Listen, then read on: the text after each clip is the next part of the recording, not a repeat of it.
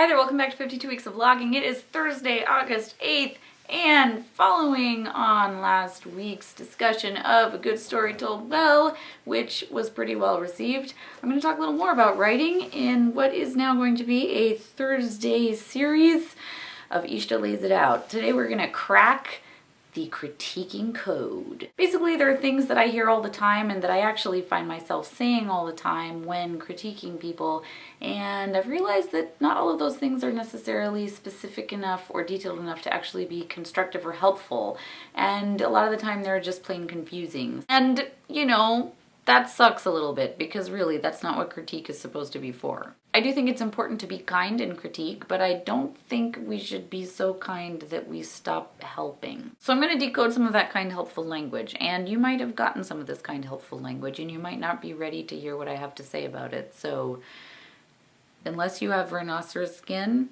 this video is not for you. I might crush your dreams here. Get some tissues. And starting with number one, my personal favorite, except not really, this book is just too quiet. This is something I used to hear from my critique partners about a specific manuscript all the time. Everybody said, this is lovely, but it's just so quiet. This is really well written, but it's just so quiet. This is fantastic, and I really love it. I just adore it so much, but it's really quiet. And then I went to a conference and I paid for one of those professional critiques from an industry professional, and guess what they had to say about it? Yep, too quiet. Which basically left me thinking,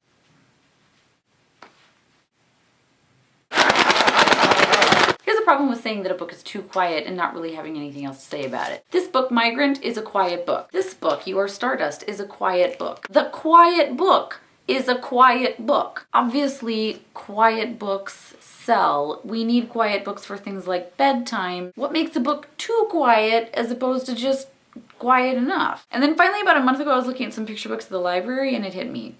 Too quiet doesn't actually mean too quiet. Too quiet means not enough conflict. Or maybe even no conflict. I totally wish they could have just come out and said that.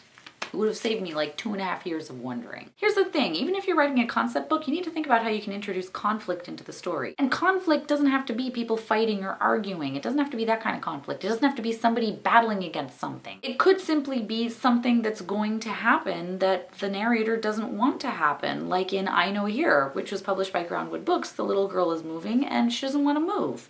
That's conflict. But whether the conflict is internal or external, it needs to be there, and if it isn't there, what you have is a too quiet book. Okay, critique code number 2. This is something you hear a lot when you're writing your queries, and this is something I've said to people before about their queries, which is to try to make the voice in the query match the voice in the manuscript. This is code for your query is boring. And it's also a literal statement. You should try to make the voice in your query somewhat match the tone of your manuscript. That's good query writing. That's how you do it. And if the voice in your query does match the tone in your manuscript and you're still getting told to make the voice in your query match the tone in your manuscript, you just might have a boring manuscript.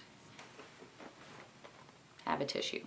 Okay, number 3, flesh out this character. This does not mean give them more airtime. What it means is make them more interesting. Give them hobbies. Give them things they love to eat or hate to eat.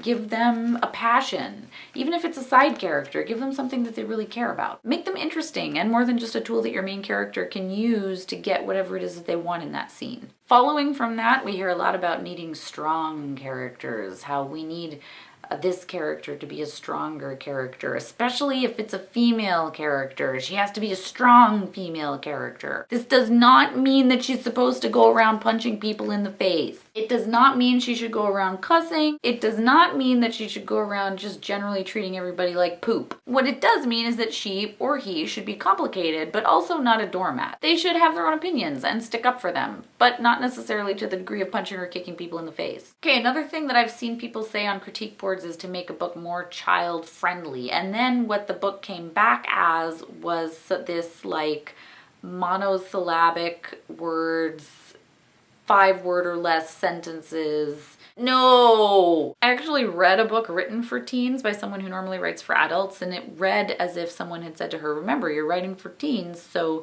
you've got to make this book teen friendly and not write for adults like you normally do. And she thought that what that meant was that she should chop all her sentences in half and turn all the female characters into boring, vapid nobodies that all teenage girls could imprint upon, except no. Child-friendly doesn't mean dumb it down. Child-friendly doesn't mean write simpler. Child-friendly means make it sound less like a grown-up talking to a kid about being a kid and more like a kid talking to a grown-up about being a kid. Or a kid talking to a kid about being a kid. But like, the kid is talking. Kids don't need any more grown-ups talking to them. That's what parents are for. And finally, number 6, this is something I used to get all the time about my picture books because basically I don't have any unique ideas for any picture books, which is why I decided to stop writing most of them.